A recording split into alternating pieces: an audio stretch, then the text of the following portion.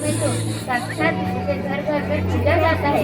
फिर क्या हो गया कि आज वह अपने अस्तित्व की लड़ाई लड़ रही है, वो अपने जीवन की भीख मांग रही है। अरे बेटी तो घर की शान है, इसी से घर में रोशनी है। बेटी तो घरों को जोड़ती है। तो आइए बेटियों के सम्मान में हम एक नाटक प्रस्तुत करने जा रहे हैं। इसका शीर्षक है बेटी बचाओ बेटी पढ़ाओ। ओ मीरा, तुमने मुन्ना को कहीं देखा क्या? पता नहीं सुबह सुबह कहाँ चला गया।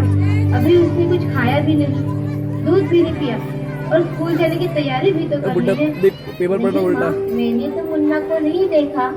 मैं तो सुबह से बर्तन ही धो रही हूँ। माँ, मुझे भी स्कूल जाना है। मुझे पढ़ना लिखना बहुत अच्छा लगता है। मेरा भी दाखिला स्कूल में करा दो ना माँ।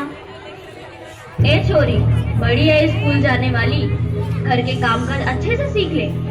आगे चलकर यही तेरे काम आने वाले। पढ़ लिख कर कौन सा तुझको करेक्टर बनना है? जल्दी जल्दी बर्तन साफ कर।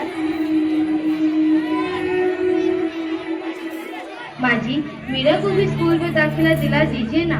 उसे भी पढ़ना लिखना जरूरी है। तू चुप कर। पढ़ना लिखना ये तो केवल लड़कों का काम है। उन्हें आगे चलकर घर गृहस्थी की जिम्मेदारी संभालनी होती है।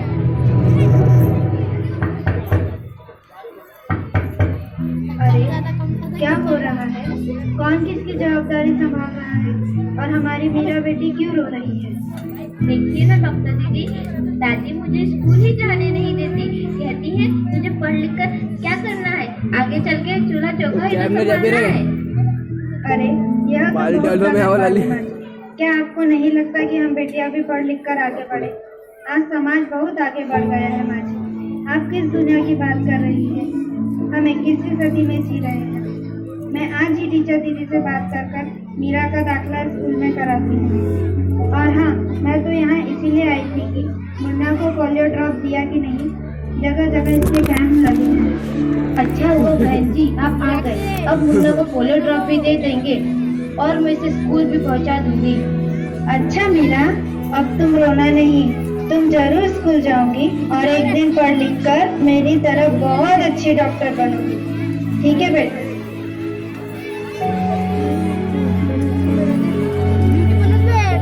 बहू, जरा एक गिलास पानी तो लाना। अभी लाई बाबूजी। ये लीजिए बाबूजी। अरे ये देखो, अखबार में प्यारी बेटी के बारे में कितनी सुंदर कविता आई है।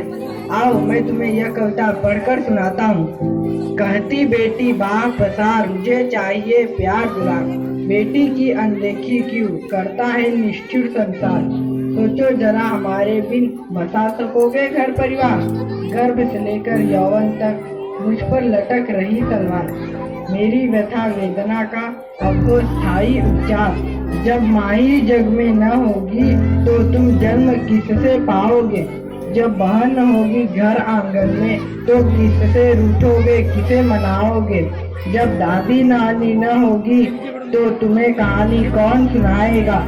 जब कोई स्वप्न सुंदरी ही न होगी तो तुम किससे ब्याह रचाओगे।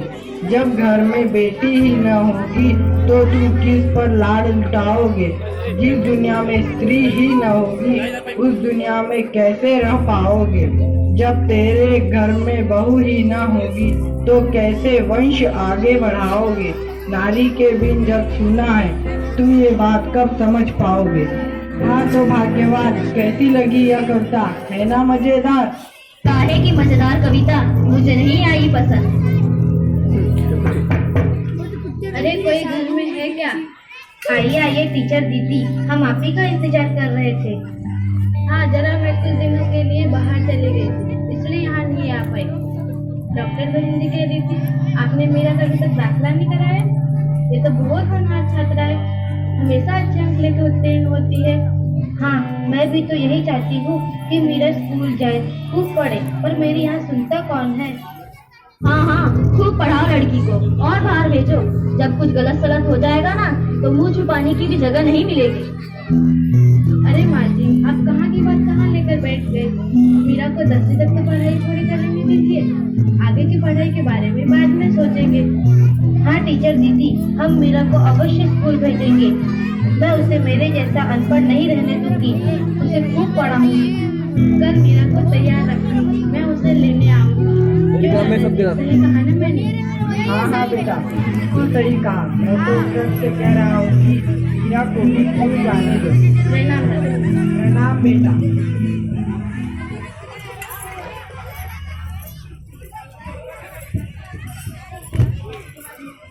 हो गया